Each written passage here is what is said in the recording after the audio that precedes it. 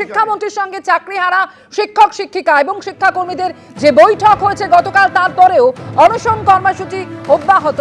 আমাদের প্রতিনিধি ঐশী মুখোপাধ্যায় সরাসরি রয়েছেন আমাদের সঙ্গে।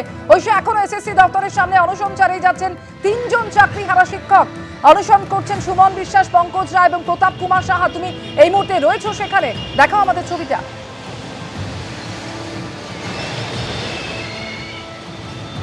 দেখো অমৃতা, গতকালের বৈঠকের পরেও কিন্তু যে চাকরিহারা শিক্ষকেরা এখানে অনশন করছিলেন তারা কিন্তু তাদের অনশন চালিয়ে যাচ্ছেন। তাদের যে দাবিগুলো ছিল তারা মনে করছেন যে গতকালের বৈঠক তাদের মনে হয়েছে সেরকমভাবে ফলপ্রসূ হয়নি এবং সেখান থেকে কেবলমাত্র প্রতিশ্রুতিই মিলেছে, যা কেবল মৌখিক, এবং পরবর্তীতে সেই মৌখিক প্রতিশ্রুতির কোনো রকম বাস্তবায়ন ঘটবে না। সে কারণেই তারা তাদের অনশন চালিয়ে যাচ্ছেন। আমাদের সঙ্গে রয়েছেন একজন অনশনকারী, আমরা কথা বলার চেষ্টা করব। আপনারা অনশন কেন চালিয়ে যাচ্ছেন গতকালের বৈঠকের পর? গতকালের বৈঠকে কিচ্ছু হয়নি, একবারে ওটা একটা ললিপপ। যোগ্যদের তালিকা প্রস্তুত করা রয়েছে, চেয়ারম্যান আমাকে বলেছে।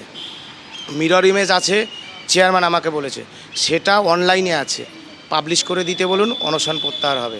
ইহা ব্যতীত অনশন প্রত্যাহার হবে না। যতক্ষণ দেহে প্রাণ আছে চলবে। কারণ রাজ্য সরকার ওই যে মিটিংয়ের নামে মিথ্যা প্রবঞ্চনা করেছে, নেতাজি ইন্ডোরেও করেছে, গতকালও করেছে। না না, ওসব সম্পূর্ণ মিথ্যা কথা। এটা আপনাদের মিডিয়ায় রেকর্ড থাকবে, দেখবেন এরা আবার অবস্থান পাল্টাবে। আন্দোলনের চাপ আমাদের নিথর দেহে যদি টানাতে হয় যোগ্যদের তালিকা, তারপর ঠিক মিরর ইমেজ বার করবে। আছে, চেয়ারম্যান আমাকে বলেছেন 21 এপ্রিল যোগ্য অযোগ্য সেগ্রিগেট করে তালিকা দেওয়া হবে। 21 এপ্রিল তো দূরহস্ত। চেয়ারম্যান সাহেব স্যার অত্যন্ত ভদ্র মানুষ, যদিও তাকে আমার সঙ্গে পাশাপাশি বসিয়ে আপনারা ইন্টারভিউ করান। তিনি আমাকে বলেছেন তার কাছে ওএমআর শিট রয়েছে। সুতরাং এই ধরনের 21 তারিখ 22 তারিখ এসব টালবাহানা না করে এক্ষুনি এই মুহূর্তে রাজ্য সরকারকে বারবার আবেদন করছি, মাননীয় মুখ্যমন্ত্রীর উদ্দেশ্যে। আপনারা বসেছেন যে 23 লক্ষ ওএমআর শিট বার করতে হবে, অনলাইনে দিয়ে দিতে হবে এবং তার এসএসসি স্বীকৃত হতে হবে। সেই দাবি তো কালকে দাবিপত্রও ছিল, তাহলে আপনারা কেন বলছেন যে না দাবিপত্র কি ওরা মিটেছে? দাবিপত্র যদি মিটে যায় তারা আবার বসেছে, আপনারাই আবার চালাবেন। মেটেনি, একেবারে মিথ্যে একটা নাটক করে চাটা খেয়ে তারা বেরিয়ে এসছে। অর্থাৎ অনশনকারীরা তারা মনে করছেন যে বৈঠক হয়েছে আদৌ কোনো সমাধান সূত্র বা কোনো দিশা তারা দেখতে পাচ্ছেন না, এবং যোগ্য অযোগ্যর তালিকা প্রকাশ করতে কোনো আপত্তি নেই এসএসসির। প্রায় 2.5 ঘন্টা ধরে চাকরিহারাদের সঙ্গে বৈঠকের পর এমনই জানাচ্ছেন শিক্ষামন্ত্রী ব্রাত্য বসু। যোগ্য আর অযোগ্যের লিস্ট ওনারা অলরেডি তৈরি করতে শুরু করে দিয়েছেন। আইনি পরামর্শ নিয়ে সোমবার নাগাদ উনি সেটা পাবলিশ করবেন। 21 তারিখ আইনি পরামর্শ চাওয়া হচ্ছে। আমার মনে হচ্ছে সপ্তাহ দেড়েক দুয়েকের মধ্যেই আমরা এর একটা নিষ্পত্তি করতে পারবো। চাকরি বাতিল নিয়ে জট কি কাটবে? এসএসসি কি ওএমআর শিটের মিরর ইমেজ প্রকাশ করবে? তা থেকে যোগ্য অযোগ্য কি আলাদা করা যাবে? তা নিয়েই শুক্রবার শিক্ষামন্ত্রীর সঙ্গে প্রায় 2.5 ঘন্টা বৈঠক করলেন চাকরি প্রার্থীরা, যার শেষে চাকরি প্রার্থীদের দাবি মেনে নেওয়ার কথা শোনা গেল ব্রাত্য বসুর গলায়। যেটা ওরা দাবি করেছেন, যোগ্য এবং অযোগ্য এর তালিকা এসএসসি যেন প্রকাশ করে। ওরা দাবি করছেন সেই তালিকা যেন এসএসসি তাদের আমাদের কি যেন বলে ওয়েবসাইটে তুলে দেয়।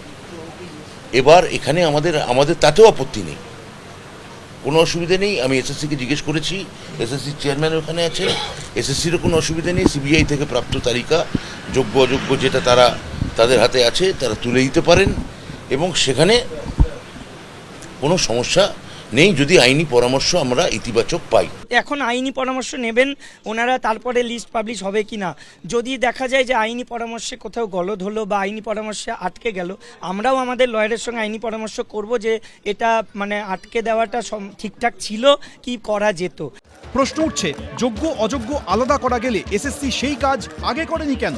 যোগ্য অযোগ্য তালিকা যখন আপনার কাছে ছিল, তাহলে এত সময় লাগলো কেন? কোথায় কোনো সময় লাগেনি, এসএসসি তো দিয়েছে। আমি তো বারবার করে বলছি, এটা একটা তৈরি করা, আমাদের বিরোধী দলের তৈরি করা ন্যারেটিভ।